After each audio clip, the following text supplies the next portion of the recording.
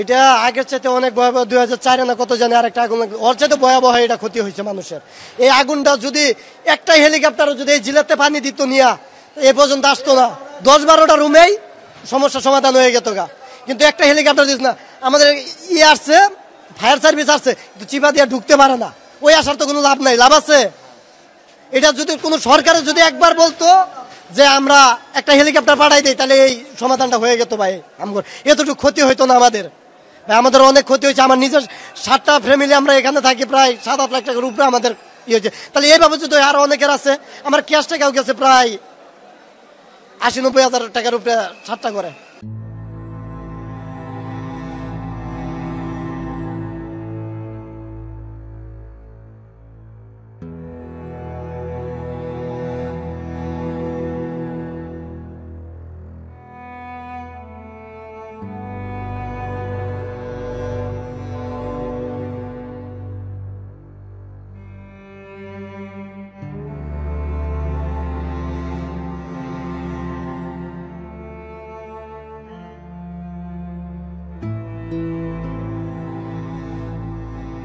আমার কিছুই নাই, আমি বাসাতে যাবার পাইছি না, আমার একটা সব শেষ হয়ে গেছে।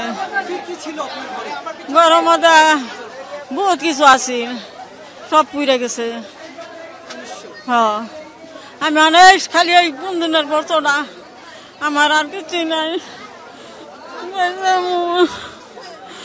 আল্লাহ, বউটা মেলাডিটা করতে হয়েছে।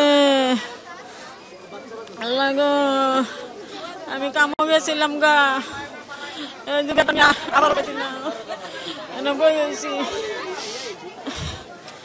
আল্লাহ গো, লাখ লাখ লোক পুড়ে যেতেছে, কম করে 15-20 হাজার ঘর পুড়ে গেছে। আমার সরকারের কাছে আহ্বান জানাতেছি, এই মুহূর্তে আমরা হেল্প চাই। এখানে 5 লক্ষ লোকের বসত, একটু হেল্প করেন জরুরি ভিত্তিতে। হেলিকপ্টারে পানি দিলে মনে হেলিকপ্টার দিয়ে একটু পানি দিলে আমাদের সহযোগিতা একটু ভালো হতো। ফায়ার সার্ভিসে একটা লাইনও কাজ করতেছে। সরকারের কাছে বিনীত অনুরোধ জানাচ্ছি, সেনাবাহিনী নৌবাহিনীর হেল্প চাচ্ছি, দ্রুত আমাদের পাঠায় দেন ওদেরকে। দ্রুত হেলিকপ্টার দিয়ে পানি পাঠান, দ্রুত হেলিকপ্টার দিয়ে পানি পাঠান।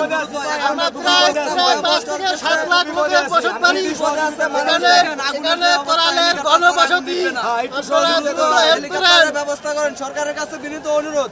একবারে মানুষ নিঃস্ব হয়ে গেছে এই ঘটনায়, ক্ষতি না একবারে শেষ। সময় মতো ফায়ার সার্ভিসও নাই, আগুন ধরে গেছে গা।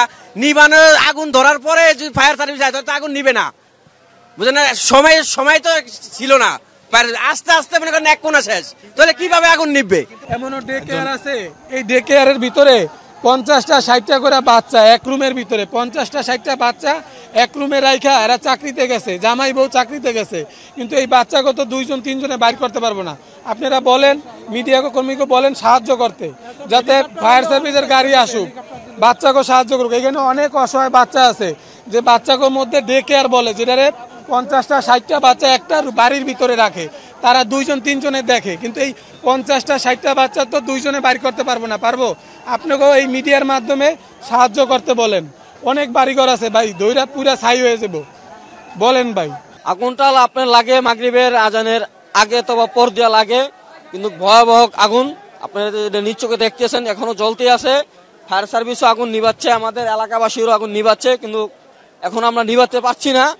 এখন আল্লাহ ছাড়া আমাদের কোনো উপায় নাই। এখন আমরা আল্লাহ করতেছি যে আগুনটা তাড়াতাড়ি নিভে যাক, আর যে ক্ষয়ক্ষতি যে আমাদের না হোক আমাদের করালবাসীর জন্য। আজকের ভয়াবহটা হচ্ছে, এর আগে যতবার আগুন লাগছে এর থেকে মানে তীব্র, একদম মানে বলার বাহিরে। ঠিক আছে, অনেক অনেক অনেক মানে এটা বলে বোঝাতে পারবো না। আমার বাসা মহাখালী ওয়ারলেস গেট। আমি যখন একটা ফোন পাই সাথে সাথে আমি দৌড়ে চলে আসি, কোনো রিক্সায় যে আসবো এরকম পরিস্থিতি ছিল না।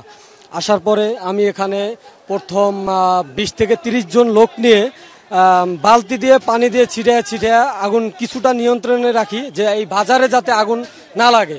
ঠিক আছে, বাজারটা যদি ধরে যায় তাহলে আরও ভয়াবহতা বেড়ে যাবে, যার কারণে কিছুটা নিয়ন্ত্রণে আসে।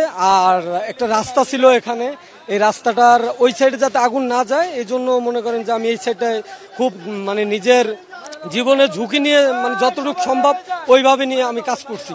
কাজ করার পরে কিছুক্ষণ পরে ফায়ার সার্ভিসের লোকজন আসে, তাদের ফায়ার সার্ভিসের লোকদের সাথে আমি মানে আমি অলরেডি এখন মানে ভিজে পুরা শরীর আমি কাঁপতেছি, আমার অবস্থাও খুব খারাপ।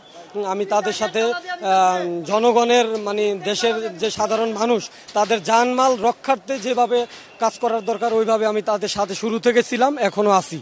আগের চেয়ে অনেক বেশি হইব, অনেক বেশি।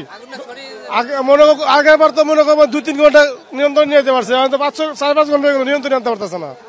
আগের চেয়ে অনেক ভয়াবহ ক্ষতি হয়েছে, প্রচুর ক্ষয়ক্ষতি হয়েছে ভাই, বলার মতন না।